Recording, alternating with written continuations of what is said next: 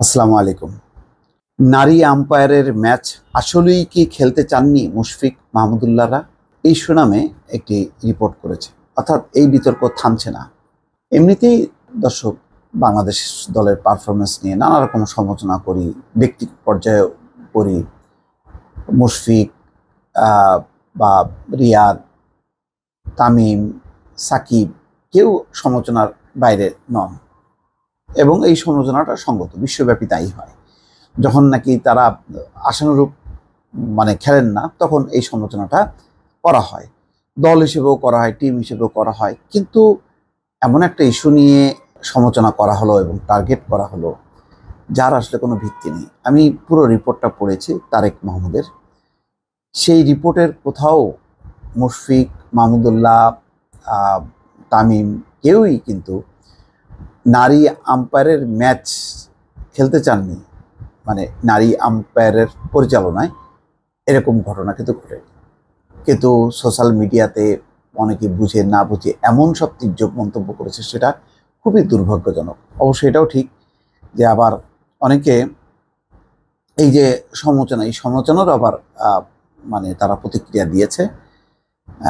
এটা হয়েছে কিন্তু একটা দায়িত্ববোধের জায়গা কিন্তু থেকেই গেল যে আমরা না বুঝে না শুনে কেন এরকম মিথ্যা অপবাদ দিয়ে চট করে আমরা কমেন্ট করি এবং আমরা এই ধরনের একটা কি খুব লাইক পাওয়ার জন্য বা ভিউ পাওয়ার জন্য আমরা এই সমস্ত করছি কিনা, সেই প্রশ্নটা কিন্তু সামনে এসছে। কে বলছে কথাটা যে নারী আম্পায়ারের ম্যাচ তারা খেলবে না?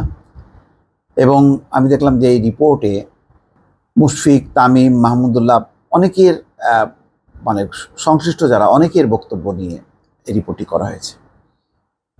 সবার সঙ্গেই কথা বলে দেখা যাচ্ছে যে অভিযোগটা একেবারেই অমূলক। 25শে এপ্রিল মিরপুরে অনুষ্ঠিত প্রিমিয়ার লিগের আলোচিত ম্যাচের দুই ক্লাব, খেলোয়াড়, বিসিবির লিগ পরিচালনাকারী বিভাগ, সিসিডিএম সব পক্ষই বলেছে এরকম কোনো আপত্তি ম্যাচের আগে বা ম্যাচ চলাকালেও তোলা হয়নি। যোগাযোগ করা হলে মুশফিক বলছেন যে আমি বা আমাদের কোনো খেলোয়াড় এ নিয়ে কোনো প্রশ্ন তুলিনি এবং কোনো আপত্তি জানায়নি। আমি বরং এটা দেখে খুবই আনন্দিত হয়েছি যে একজন আম্পায়ার এত দূর এসেছেন এবং আমাদের দেশ থেকে তিনি আইসিসির প্যানেল আম্পায়ার হয়েছেন, এজন্য আমি তাকে অভিনন্দনও জানিয়েছি। মুশফিক বলেছেন দুই ক্লাবের পক্ষ থেকে যদি কিছু বলা হয়েও থাকে সেটা সাথীরা জাকির নারী আম্পায়ার বলে নয়, তা হতে পারে এরকম বড় ম্যাচে লিগে কারো ওয়ানফিল্ড আম্পায়ার হিসেবে অভিষেক হচ্ছে দেখে। তিনি মেয়ে বলে নন। এই ম্যাচে একজন পুরুষ আম্পায়ারের অভিষেক হলে হয়তো প্রশ্নটা উঠত। আন্তর্জাতিক খেলার চেয়ে এই প্রিমিয়ার লিগের খেলাটা খুবই প্রতিদ্বন্দ্বিতাপূর্ণ এবং গুরুত্বপূর্ণ হয়। তো সুতরাং এখানে নতুন কেউ এসে আম্পায়ারিং করবে সেটা হয়তো চাইনি, কিন্তু তার মানে এই না যে নারী হিসেবে বিরোধিতা করা হয়েছে। সেটা যদি পুরুষ আম্পায়ার হতো সেই ক্ষেত্রে একই কথা বলা হতো যে অভিজ্ঞ কাউকে, অর্থাৎ যে প্রিমিয়ার লিগের খেলা পরিচালনা করেছেন এমন একজনকে দেয়া হোক। মাহমুদুল্লাহর বক্তব্য একই রকম। চট্টগ্রাম থেকে কাল তিনি জানাচ্ছেন, ম্যাচ শেষে আমি তো ওনাকে, অর্থাৎ সাথীরা জাকির, তাকে অভিনন্দন জানালাম, সাধুবাদ জানিয়ে বলেছি খুব ভালো আম্পায়ারিং করেছেন। আমি, মুশফিক, তামিম আমরা এত বছর ধরে ক্রিকেট খেলছি, সবাই নিশ্চয়ই বুঝবেন আমরা এরকম কিছু করার মানুষ নই। তারপরও কি চিন্তা করে এসব বলা হয় বুঝি না। এটা ক্রিকেটার হিসাবে আমাদের এবং বাংলাদেশের ক্রিকেটের ভাবমূর্তির জন্য ক্ষতিকর। অবশ্যই এরকম একটা যদি বলা হয়, কারণ আমাদের যারা খেলেন আমরা হয়তো মনে হতে পারে যে আমাদের দেশেরই তো মানুষ, কি এমন না, তাদের আন্তর্জাতিকভাবে তারা পরিচিত মানুষ, তো আন্তর্জাতিক ভাবমূর্তি আছে। তারা যদি তাদের কোনো কথাবার্তায় এমন কিছু আসে তাহলে তো দেখা যাবে যে সেটা বাংলাদেশের ভাবমূর্তিটা প্রশ্নবিদ্ধ হচ্ছে।